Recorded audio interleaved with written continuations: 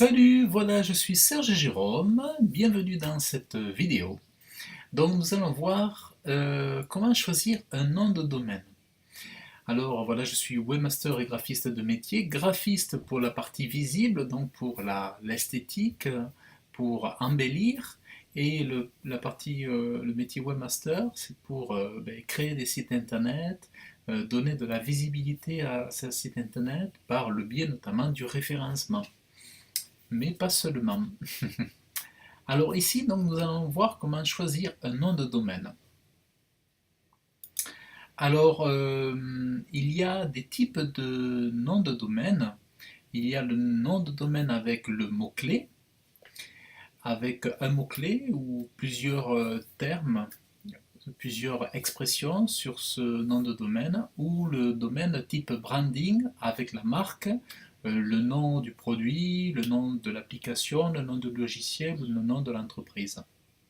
Donc voilà.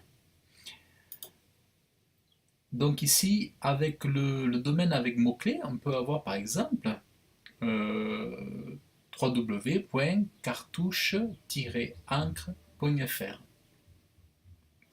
et on peut avoir aussi abrijardin.com. Donc là, on a vraiment l'exemple où ici il y a enfin, il y a deux mots, deux mots-clés ici.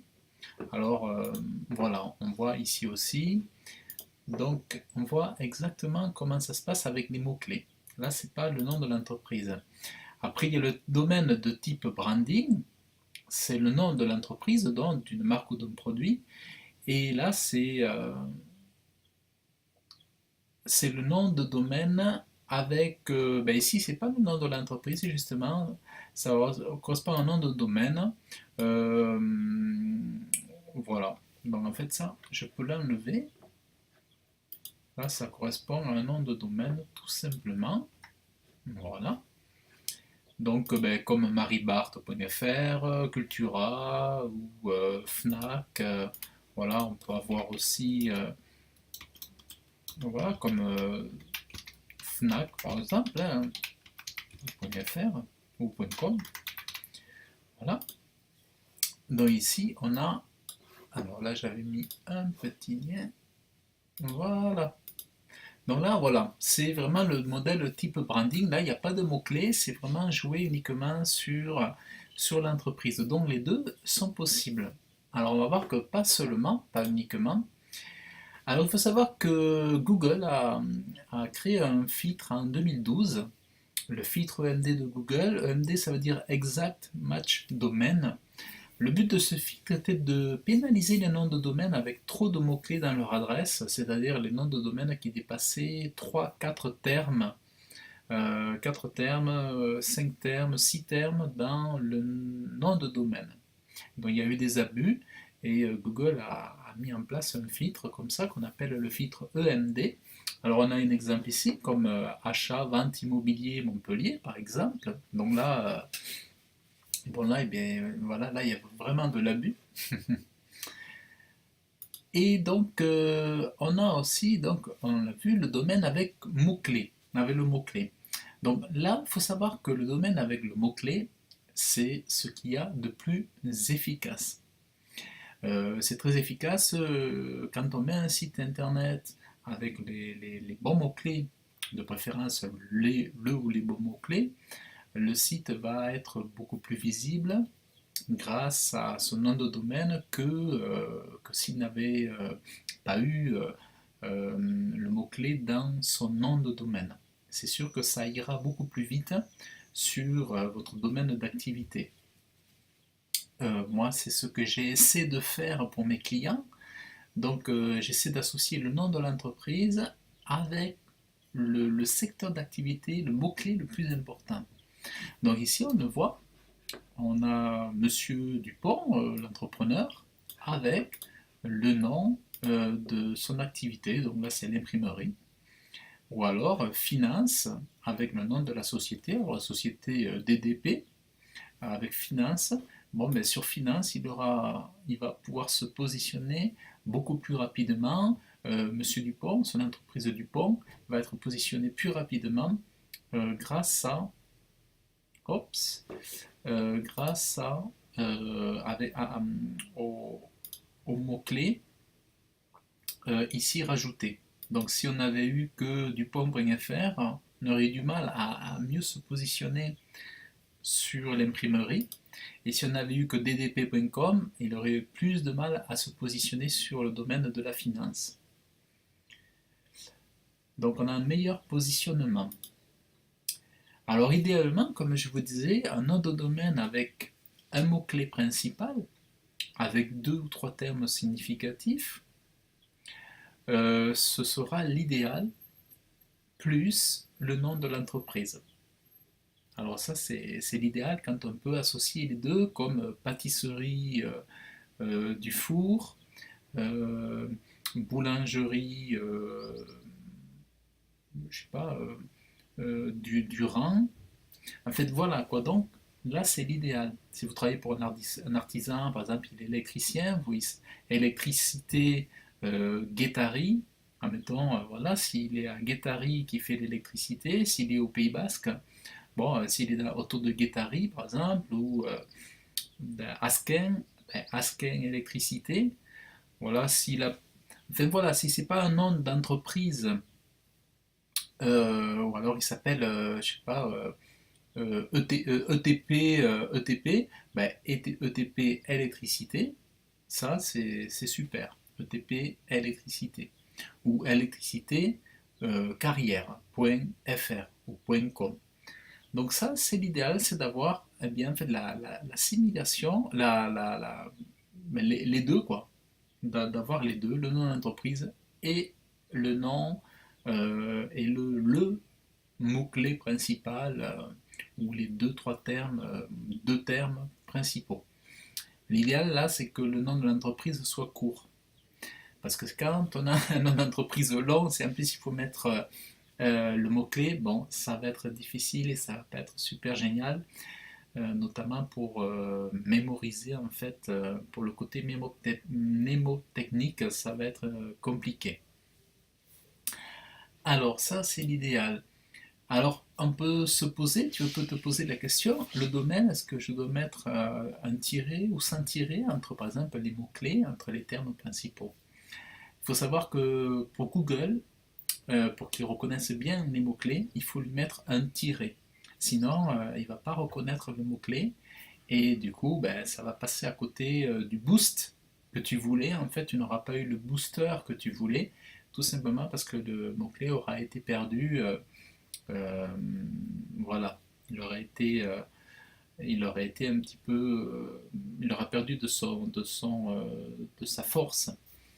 Donc par exemple, si là je mets épicerie Montbazillac sans le tirer, mais l'épicerie va se perdre et en réalité Google il va reconnaître le mot-clé comme étant épicerie Montbazillac tout attaché.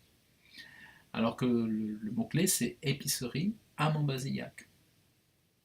Donc si je ne mets pas le mot-clé entre finance et personnel, il va prendre finance personnelle comme mot, il ne va pas le reconnaître comme finance ou personnel, mais il va le reconnaître comme un mot bizarre quoi.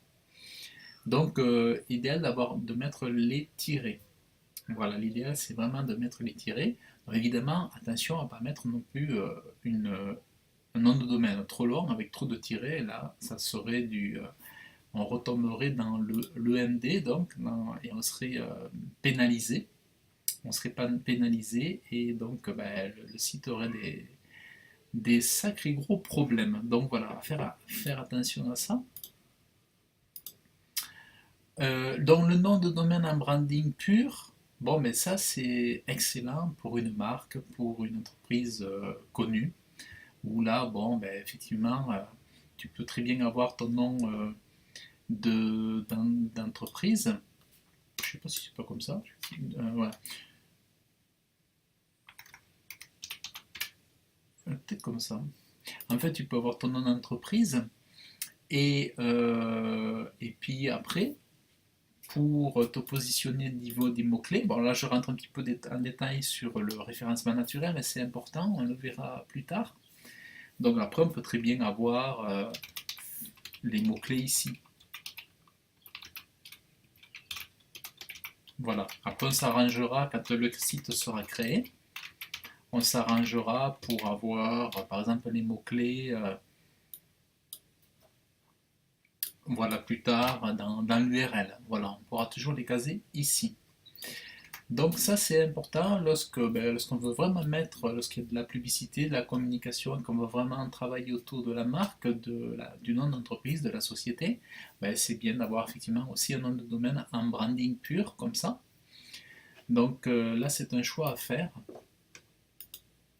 Alors quelle extension pour le nom de domaine? Parce qu'on peut avoir du .fr, on peut avoir du .com, du .org. Alors moi je dirais, si vous êtes en France et que vous souhaitez rester en France, bien, tout simplement, ne vous embêtez pas, vous pourrez prendre le .fr. Si vous n'avez pas l'intention d'évoluer à l'étranger pour votre entreprise, eh bien, vous pouvez rester en .fr, il n'y a pas de problème. Si par contre vous souhaitez travailler à l'étranger, et puis avec d'autres pays francophones ou pas, bien, vous pouvez passer sur le .com, c'est mieux. Après, certains vont choisir de partir directement, même en étant en France, de partir du .com, tout simplement parce qu'ils sont plus habitués au .com et ils vont pas avoir envie, moi ça m'est arrivé pour un client, ils vont pas avoir envie de rester sur du .fr, mais étant habitué au .com, ils veulent partir directement vers le .com. Étant pas habitué au .fr, je veux dire, ils veulent repartir sur du .com. Ensuite, vous avez du .org, vous en avez plusieurs autres comme ça. Org, c'est pour les organisations, tout ça. Mais voilà, ce qui se concerne les entreprises, c'est plutôt le .fr et le .com. Alors, il faut savoir que lorsque vous réservez votre nom de domaine avec quelque chose de bien étudié, il est conseillé aussi de réserver plusieurs versions de son nom de domaine. Par exemple, lorsque vous achetez enfin, le .fr, vous pouvez aussi acheter le .com à côté et acheter aussi les noms de domaine sans les tirer, avec les tirés puis sans les tirer. Donc lorsque vous avez les finances possibles, c'est bien de pouvoir le faire. Sinon, voilà, c'est un conseil, c'est bien parce que certains petits pirates font ce qu'on appelle du cyber squatting en fait. Ils achètent un nom de domaine, par exemple, vous allez acheter le .fr, eux ils vont acheter le .com, et le jour où vous allez en avoir besoin, c'est eux qui vont vouloir vous le revendre à prix très fort. Donc ils achètent des noms de domaine comme ça pour pouvoir vous le revendre à un prix très fort le jour où vous en aurez besoin. On appelle ça du cyber squatting.